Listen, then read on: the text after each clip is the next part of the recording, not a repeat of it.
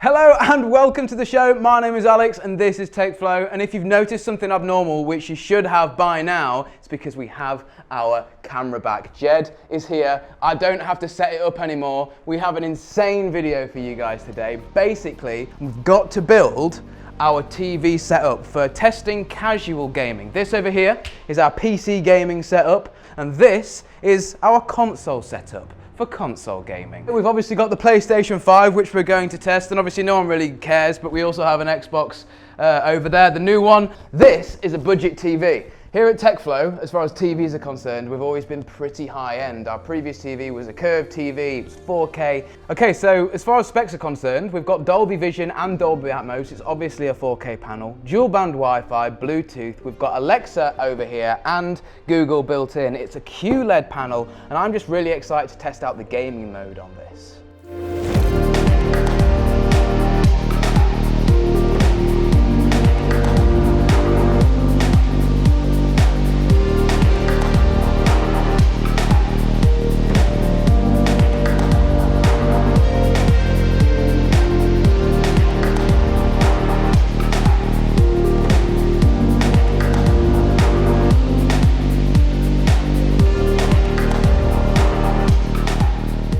Okay, so we've built the IKEA unit. I know there's going to be people that want to know the name of the actual unit itself. It's here. I like the unit for a few reasons. Number one, it's inexpensive. Number two, it has great airflow for our next-gen consoles. Let's just hope that it fits nicely across.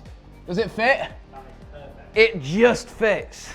One thing I really like about these IKEA units as well is they have these little adjustable feet on the bottom of the unit on each peg. So if you have uneven floors like we do in the office, you can account for that. Right, let's get that TV out of the box. I'm buzzing for this.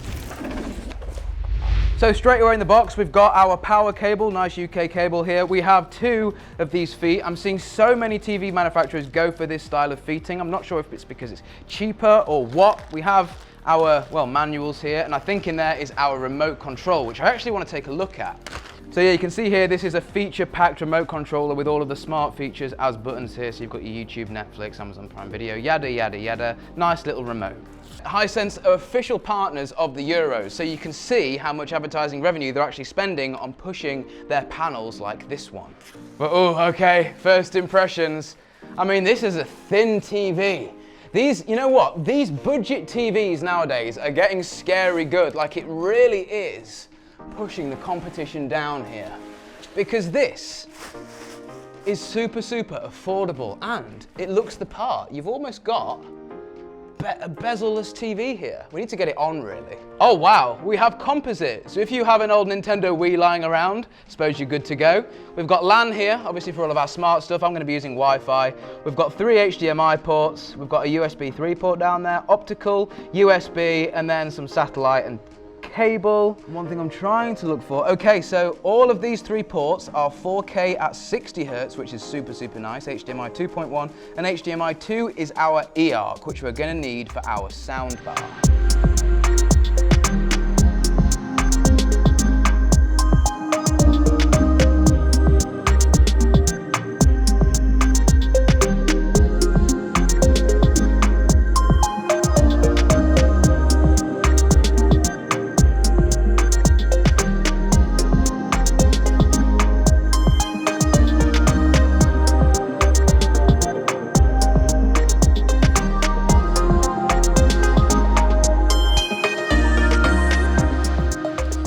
Okay, so welcome to the new setup. We've managed to get the TV stand all built. We've put the Hisense TV on it. I've logged in, I've set it up. We've got our sofa here. We've got our console table. I honestly couldn't be happier.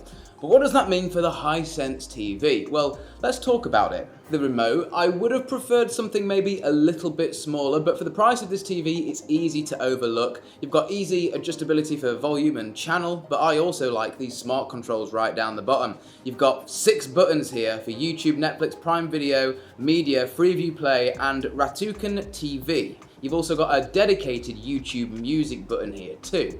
Now the actual TV itself, I really like the look of. The bezels on it are pretty much non-existent. There's not really anything to talk about. The thickness of the TV is adequate. If you mounted this thing on the wall, it's not going to be protruding off. And I also really like the gunmetal grey finish along the bottom strip along the TV. And I'm also digging the legs. Yeah, I think I like the look of this thing in the office. It's nice to have around, let's say that. Now, if I click the home button on the remote, we can take a look at the UI. One thing I absolutely despise of most TVs is a laggy UI. This, I'm happy to report, it's not laggy at all. It's super responsive. As you move around on the D-pad, you get the response from the TV, which is to be expected. A lot of TVs nowadays, they have these crazy UIs that are packed full of features and the processors simply can't handle it. Hisense haven't overlooked it. They haven't put something cheap and cheerful inside of here. This is a fast unit, and whatever you click on, let's go YouTube right now, click on it, it loads up just like that. It is really that quick. Now, who doesn't like controlling things with your voice? There's a microphone button on the remote. Now you can choose between either Google Assistant or she that should not be named.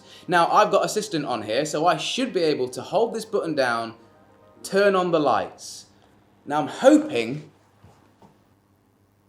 okay, it works. Now you can also use the voice control to search in specific apps. So let's say you want to find a video on YouTube. You could say, search YouTube for Mars Bar Vlogs. And there you go, as you can see, there's my most recent video about some of the upgrades to this studio. It works like a charm, like you'd expect it to, which is nice to see. Now if we go back to the home menu, if we go right to the top of the home page, we can get to our settings, as to which I can go in and show you guys a few of the picture modes in here.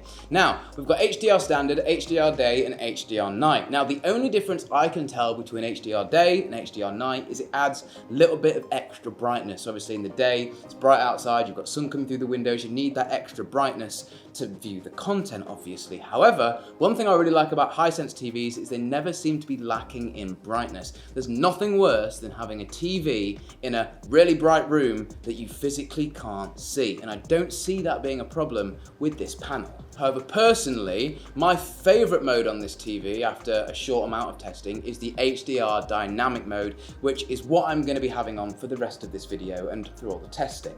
Now, because I've got a PlayStation 5 plugged into this, I'm going to turn on game mode here, which is optimized for PC or games. Now, it also has an auto low latency mode. Now, you can't toggle this on by itself, but if you are playing a next-gen console and you launch a game, it will automatically load into auto low latency mode, so we'll check that out in just a second. These are the extra settings you can get. You can go in here and you can change the brightness, contrast, saturation, and sharpness. Now if we go back to the menu, go down and click on sound, we can see that Dolby Atmos is enabled out the box. Now yes, this TV has Dolby Atmos, however, it is a TV. These are TV speakers. I would always recommend something external. Let's do 30 FPS crazy graphics. I want to see how crisp and good it looks. That looks amazing. I mean, it's pretty good, isn't it? It's sharp, isn't it? Yeah.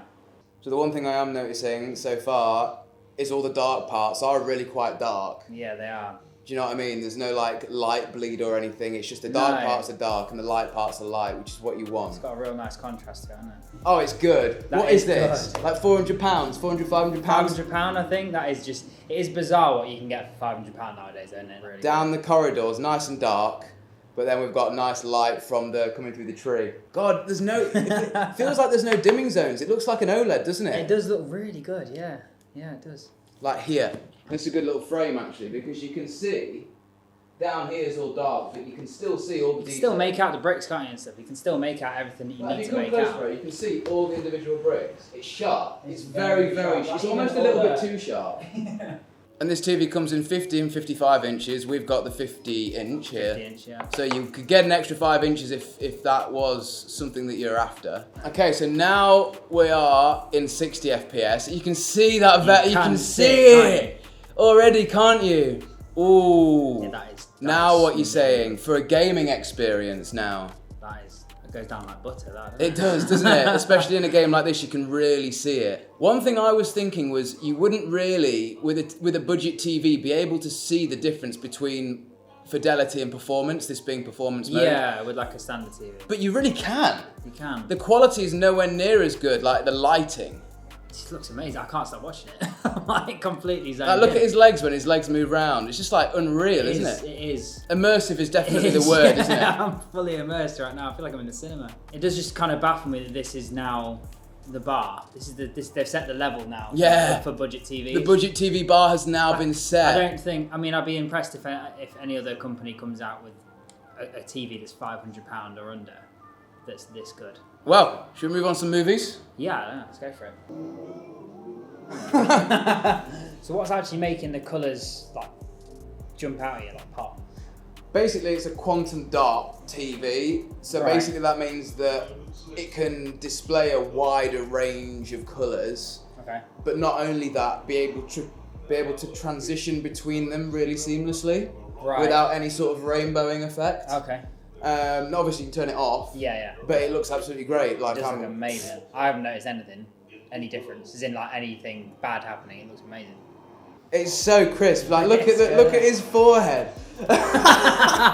So Alex, what's your thoughts? And to be honest, I'm absolutely over the moon with the entirety of what we've done today. We have built our next gen sort of console gaming area in the office. We've got our IKEA stuff here with our new Hisense TV on the top. One thing I would like to point out is this is the first TV I have owned that I don't think I've actually wall mounted. I'm digging the look of this thing. The gunmetal grey looks awesome. The stand is plastic, but obviously it looks metal. It looks absolutely fine. It's even got cable management down the back, so you can make sure all the cables are routed where you want them to go.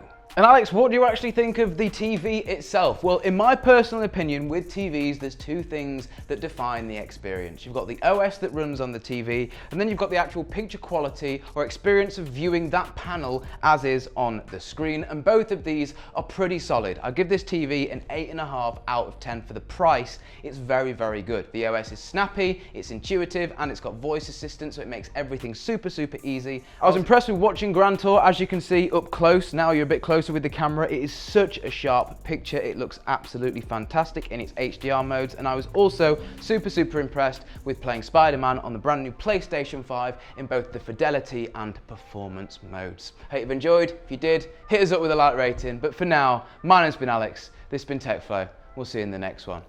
Peace.